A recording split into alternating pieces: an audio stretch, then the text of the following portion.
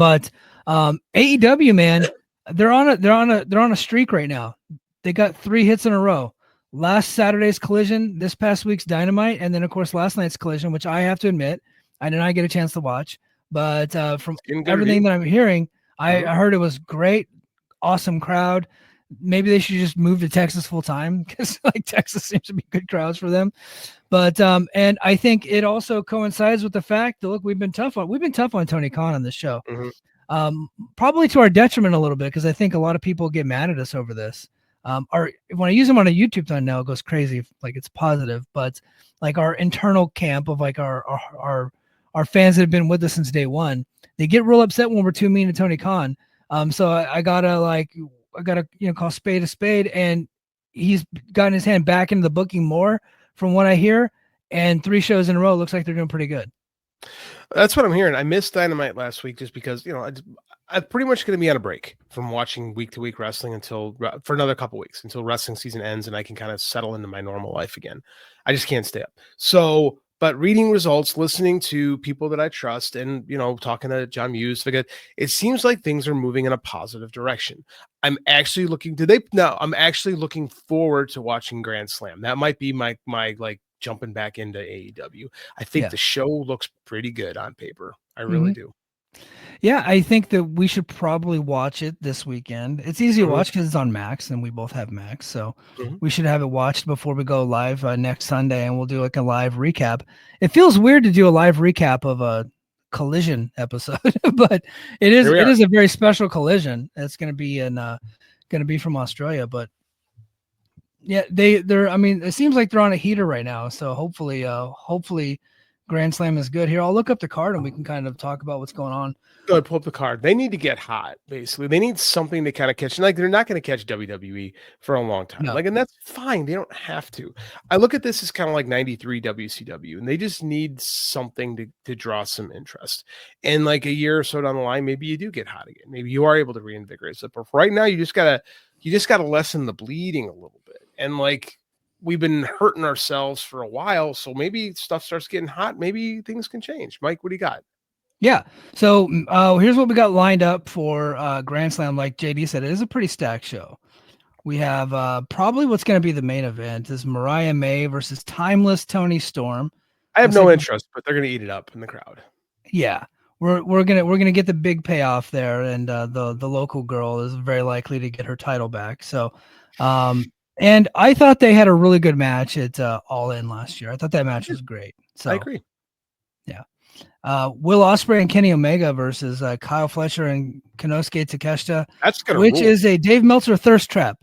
They're gonna hit every single move in their arsenal and then some, and they're gonna kick out of them all, and it's gonna be great. The crowd's gonna eat it up. I'm gonna eat it up. I'm very much looking forward to this match. Dear Joe and Rich on the flagship pitched the idea to open the Grand Slam show with this match, specifically after the slam dunk cut in and the crowd's chanting Ospreay. I think that's a cool idea. Yeah, I think it's cool. Who do you think is going to, I mean, like Kyle Fletcher's the heel, but he's local. So it's like, does he win? Or do you go with Kenny? Kenny's returning. I think he's got to win, right? I think Kenny and Will, because I think Will is not from Australia, but Will spent a ton of time in Australia. Yeah. So Will's got his own roots down to that company, and Fletcher's a heel. I think you got to go with the home. I think you got to go with the baby faces here. Yeah.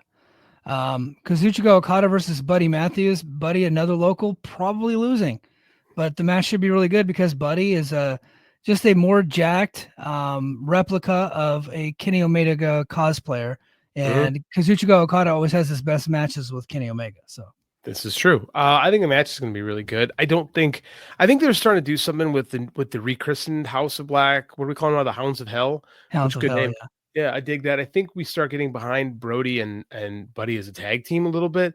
So I think this is something that could lead to that. Like maybe if I'm booking, I'm gonna have the Bucks make their comeback, and now you start someone with the Bucks and the Hounds. Personally, well, I mean that would be an excellent match because two great tag teams, and I really do think they should get behind them as a tag team. And they're baby faces now, so I think that would work. I think that would work great. I think it should listen to me. Yeah, do that. I think the show falls off a cliff here. Jay White and Cope versus Death Riders, Moxley and Claudio in a Brisbane brawl. Now, what is the difference between a Brisbane brawl and a Chicago street fight and a Philly street fight where it and takes place. a just the name of the location? Yeah, it's Yeah. just going to be a lot of It'll be brawling. fun. But you know what? Mox is a great brawler, so I think they'll have a good match. He's Terry Funk. He's the best modern brawler in the world. Like it'll be fine.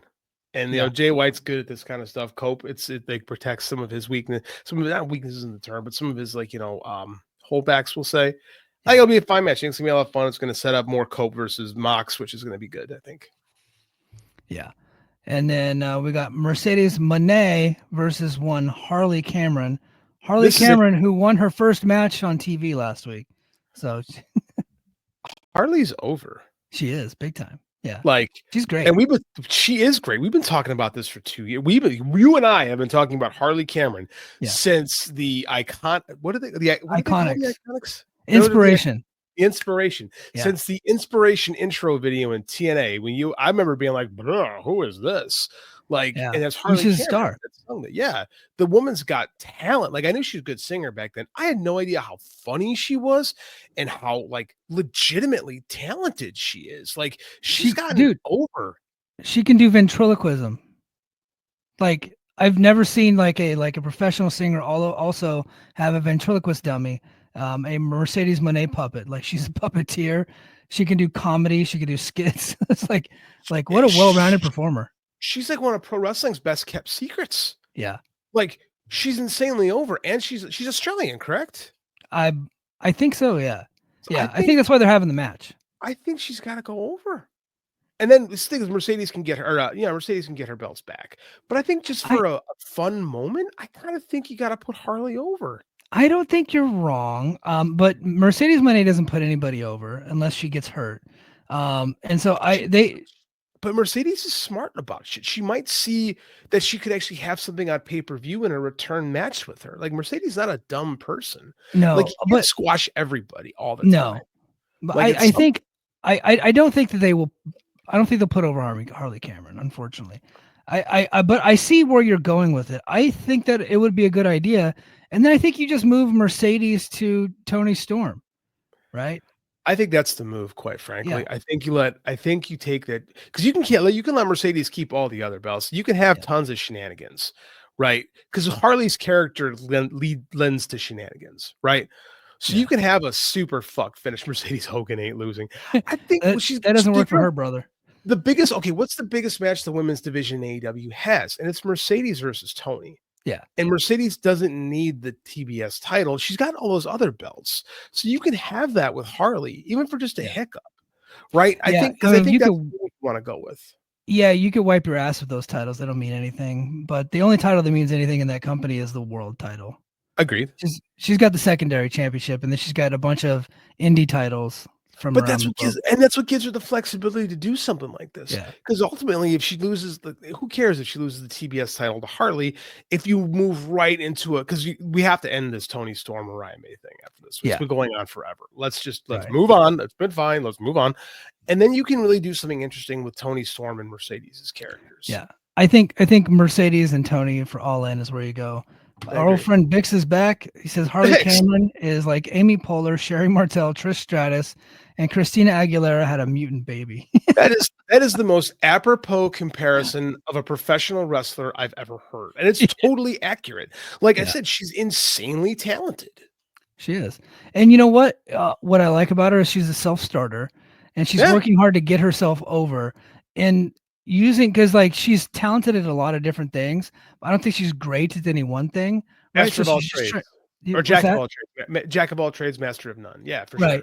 So she's just using the talent that she has in certain areas to get herself over and doing things differently than everybody else is doing them. While I see other people in that company resting on their laurels, being waiting to be told what to do.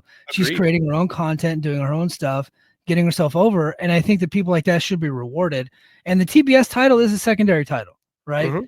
And she's a secondary act that has gotten herself over. I think you have to reward people like that, right? That are out there hustling, getting your brand out there and working hard when you don't really have, like, I would take 1,000 Harley Camerons on my roster if I could. All day. You know? She's come so far from being, remember, because he's like, oh, she was the hot chick in the QTV segments. Yeah. Right. It's like, hey, that's a good looking woman in those segments. And to see how far she's come as a character her own ability. Like, she's legitimately funny. Yes. Like, a lot of times, like, what's written as pro wrestling funny is just, stupid, ha ha, knee slap humor. And she's like actually funny. Like, I think they didn't do enough to push Willow when she got legitimately over. They need to push Harley, who's gotten over on her own. And don't be Vince and don't say, well, this doesn't fit into the plan. Yeah. Like, ride it out, man. It's working. And then you're going to be in Australia. Let it happen. I always say don't copy WWE, but I'm gonna say copy WWE in this sense. They got really behind Jey Uso and he got over because of what? His entrance and his catchphrase, right? It is organically over. And the guy is over huge, and people are going to be so into his WrestleMania match. It's not even funny. He had over 65,000 people at the Royal Rumble just going crazy last week. This guy is hugely over. I think you have an opportunity with Harley Cameron, another limited performer when it comes to bell to bell. And Bix made a good point, but she's absurdly good in the ring for someone with less than 70 matches. Yeah, right? That's what I'm saying. She shouldn't be as nearly as good as she is. Like, she's so adaptable. Yeah. Like, it's amazing. It astounds me how quickly she takes to just about everything. Like, she's got legitimate real star potential. They got to do something. They got to pull a trigger on this. Like, you got an opportunity here. Like, I think Mercedes is smart enough to see the forest from the trees. I really do. Yeah, I agree. We got just a couple more AEW notes and then a couple WWE notes, and then we'll send it home. Soraya's AEW contract expires. This is from the Observer in September 2025. I was shocked that she had resigned because she wasn't doing much. But I think Tony's just like he's just like a super nice dude, and that's his friend. That's kind of the way I take that. Tony's a nice guy. Yeah. Megan Bain has signed a contract with AEW. I like her. What's that?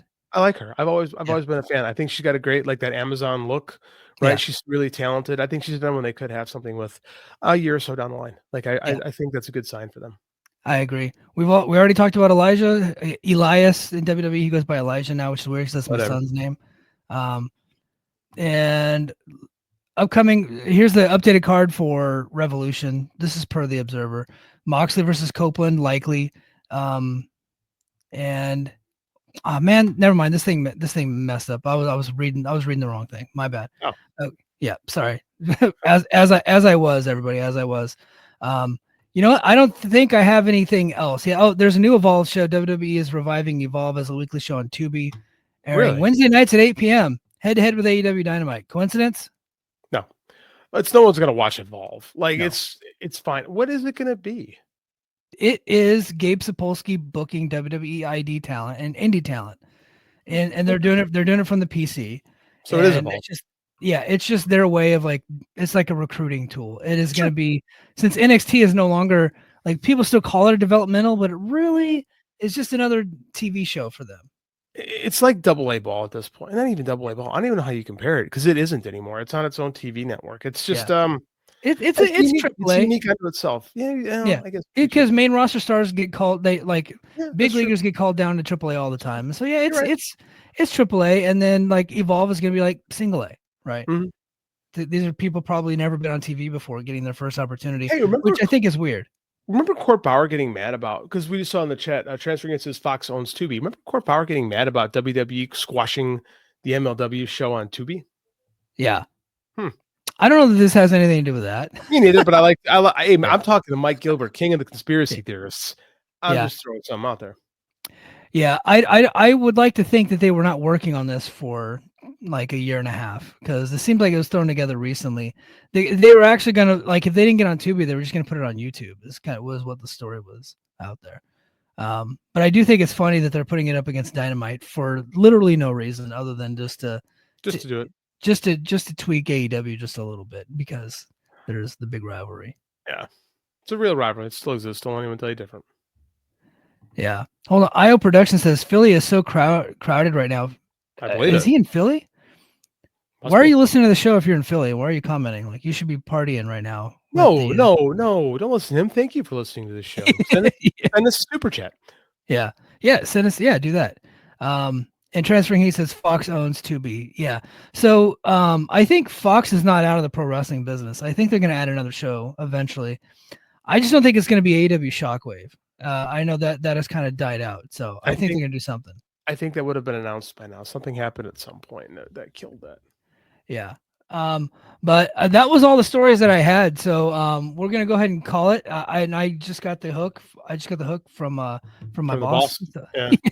Yeah. I got to roll out. So thanks everybody for being here. I greatly appreciate it. Yeah. Head over to Big's got one comment. Big's got one comment. And put this. Okay, we'll let Bix get the last word tonight. So does Tubi even have specific linear channel Evolve will be on at 8, or will it just go on VOD at 8? I think it's going to be like a linear type thing because they do have linear channels. I just don't know what it's going to be. I think it's going to be like if you're a subscriber to Tubi, which I am. It's a free service. I think it'll just pop up on your thing, and like as soon as you log in at 8, it'll probably just be the first thing that you see. That's what I would assume. But I don't know. Because they have like fast networks, the free available stream, whatever they call it, fast. They have those, so I don't know. I don't know what it's going to be. Me either. Yeah. All right. So you're about to get in trouble, so we got to bail out. I got to roll out. We did it 1 hour exactly. All right, guys. That's going to do it for us this weekend. Until next time. Mahalo. Competition starting to get thick, it's the click, so I hope you watch your A game. Ain't made no rain from the track when we unite and spit. This isn't A game, better bring your A game. Competition starting to get thick, it's the click, so I hope you watch your A game. Ain't made no rain from... Is Big